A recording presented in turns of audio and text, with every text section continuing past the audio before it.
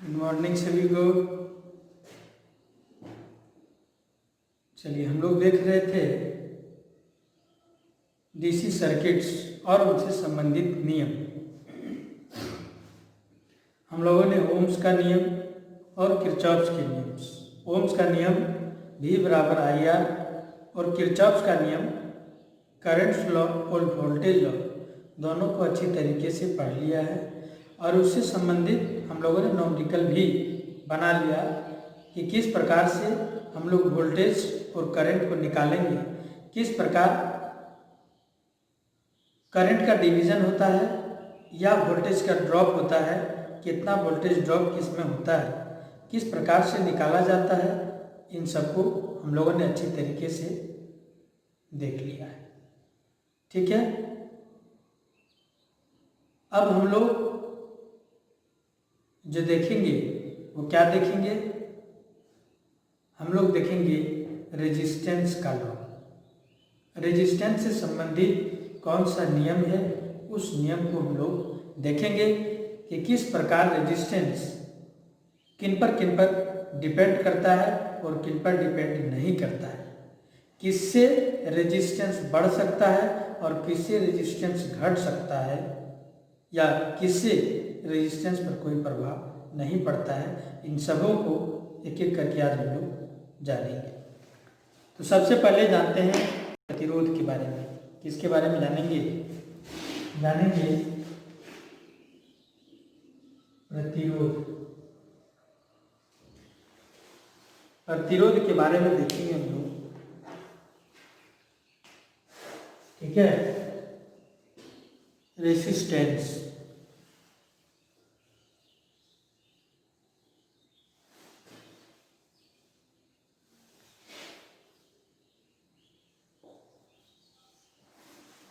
प्रतिरोध के बारे में जानेंगे। प्रतिरोध क्या है? प्रतिरोध वैसे कंपोनेंट्स को कहते हैं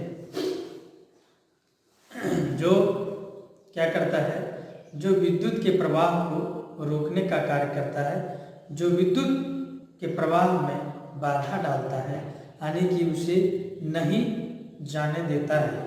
विद्युत के प्रवाह को बाधा डालता है या रोकने का प्रयास करता है, उसी को हम लोग प्रतिरोध के नाम से जानते हैं, उसी को रेजिस्टेंस कहते हैं। ठीक है, जैसे देखिए इसका जो है हम लोग सूचित करते हैं। पहला तो हम लोग इस प्रकार से सूचित करते हैं। ठीक है, इसको R के द्वारा लिखा जाता है। हम लोग इस प्रकार से भी रेजिस्टेंस को दिखाते हैं। ठीक है, और हम लोग इस प्रकार से भी दिखाते हैं, और हम लोग इस प्रकार से भी दिखाते हैं। देखिए क्या है ये तीनों में अंतर, ये चारों में अंतर क्या है। ये जो है ये हो गया कांस्टेंट, ये फिक्स हो गया।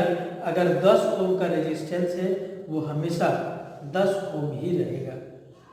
लेकिन ये वेरिएबल रेजिस्टेंस है, इसका रेजिस्टेंस का मान आप अपनी आवश्यकता अनुसार घटा बढ़ा सकते हैं। क्या कर सकते हैं? अपनी आवश्यकता अनुसार घटा बढ़ा सकते हैं। उसी प्रकार ये जो रेजिस्टेंस है ये भी एक फिक्स रेजिस्टेंस होता है, और ये वेरिएबल रेजिस्टेंस है, इसको भी हम लोग घटा बढ़ा सकते हैं, जिसे हम लोग परिवर्ती प्रतिरोध कहते हैं या रियोस्टेट भी कहते हैं। आप लोगों ने देखा होगा या नहीं देखा होगा तो जब आप कॉलेज आएंगे तो उस प्रकार दिखाएंगे आपको। ये इस प्रकार का कोई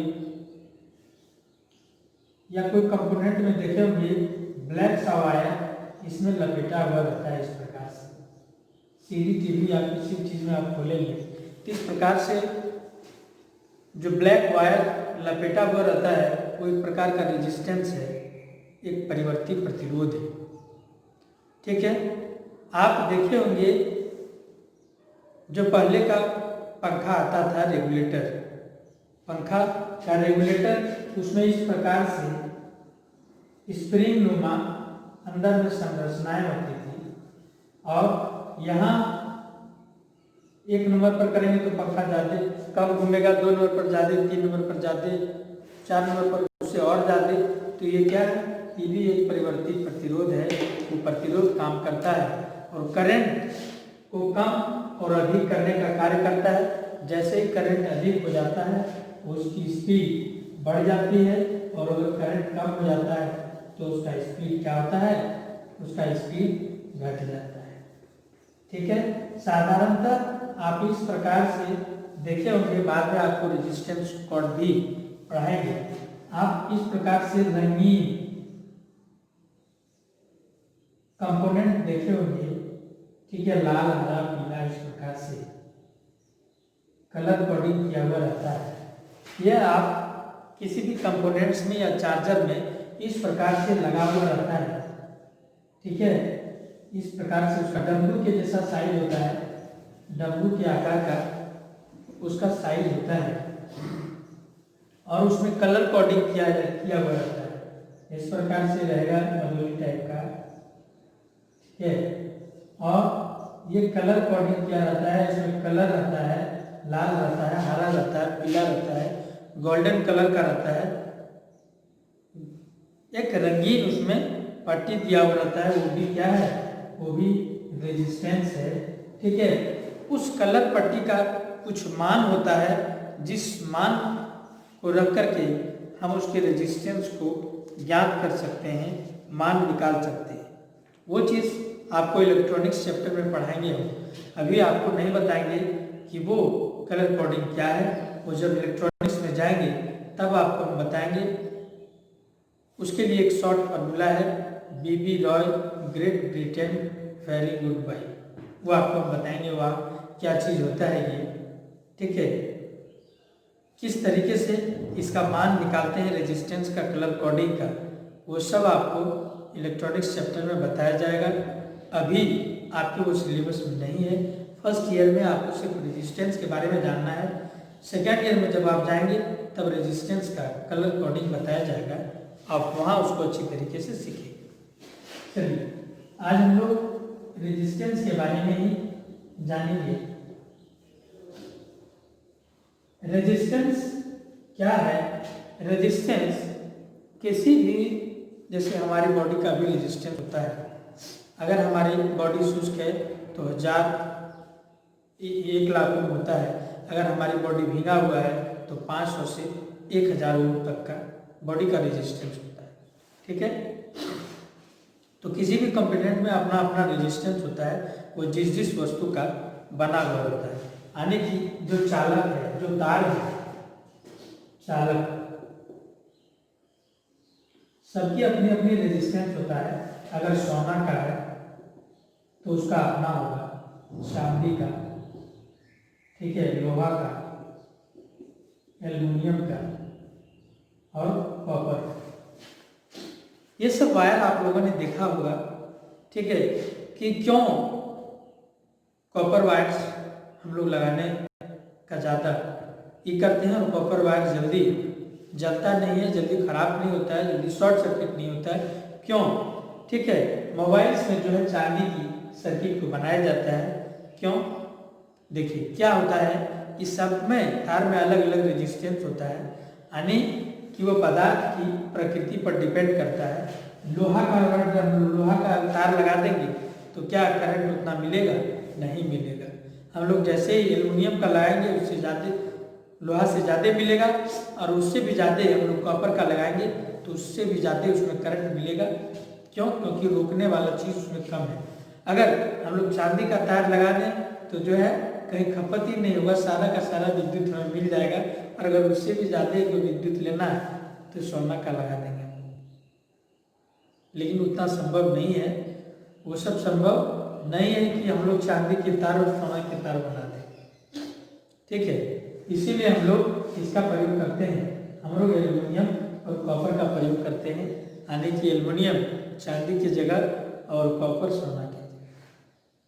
ठीक है, यानी कि सबसे पहले देखे होंगे कि जो आप इलेक्ट्रिक वायर देखते होंगे 11,000 वोल्ट, वो मोटा होता है, थोड़ा सा क्या होता है, वो तार मोटा होता है। उसके बाद जस्ट हम लोग घर में जो पहुँचता है वो थोड़ा पतला होता है, और उसके बाद वहां से जो लाते हैं वो भी पतला होता है। उसके बाद उससे ऊपर 33,000 वोल्ट, फिर 11,000 वोल्ट का इतना मोटा रहता है। ठीक है, ये तार है। ठीक है, ये कितना है? ये 1,32,000, 1,32,000।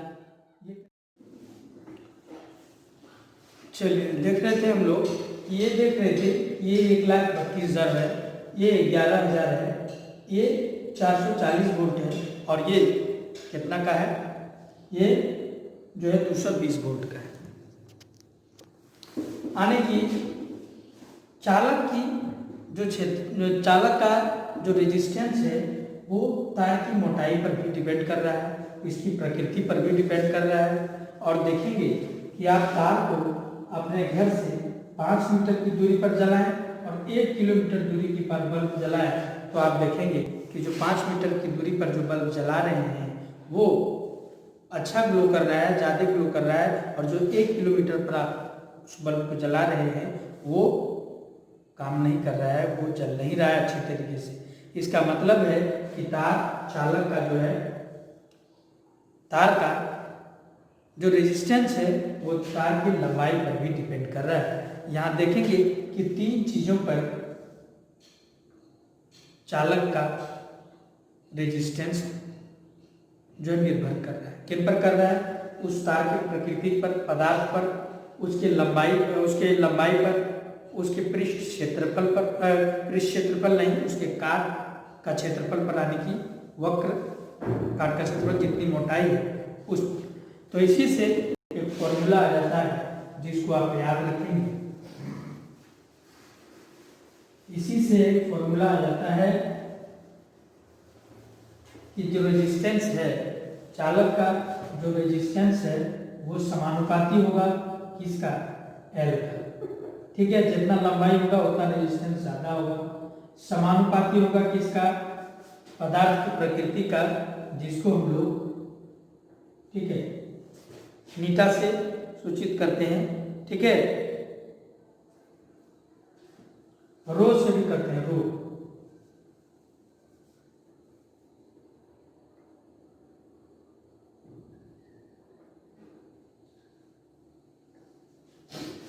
रो कैसे लिखा जाता है?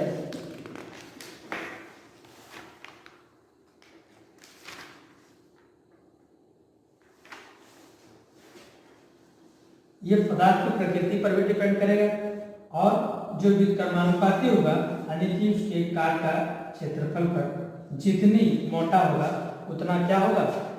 उतना जो है कम रेजिस्टेंस होगा। यानी कि सीधा हम लिख सकते हैं R बराबर रो L बाई ए। R बराबर क्या? R बराबर रो L बाई ए। इसी फॉर्मूले से सारा नंबरिकल आपका बनेगा।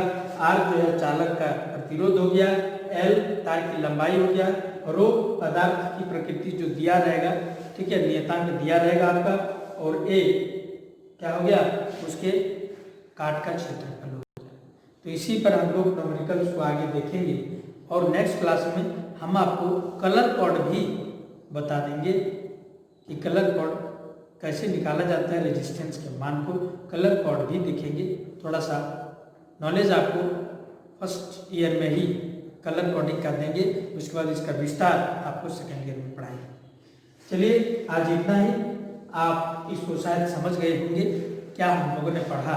आज हम लोगों ने पढ़ा रेजिस्टेंस के बारे में। रेजिस्टेंस क्या है? वह एक ऐसी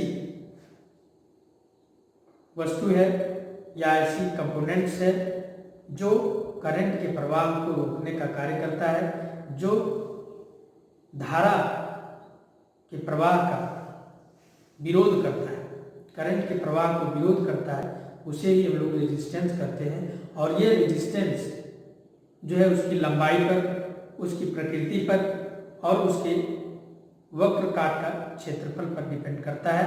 इसलिए फॉर्मूला आ जाता है R बराबर रो L बाई ए, जहाँ L लंबाई हो गया, रो पदार्थ की प्रकृति हो गया, और A वक्र पृष्ठ क्षेत्रफल मतलब उसका जो है काट का क्षेत्रफल, और R जो है उसका रेजिस्टेंस हो गया।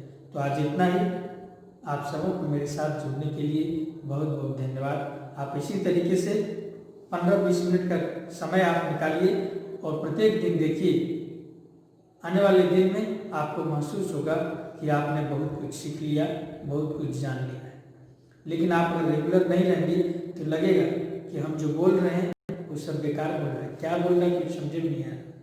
ये समझ तभी आएगा जब आप रेगुलर रहेंगे। चलिए, धन्यवाद।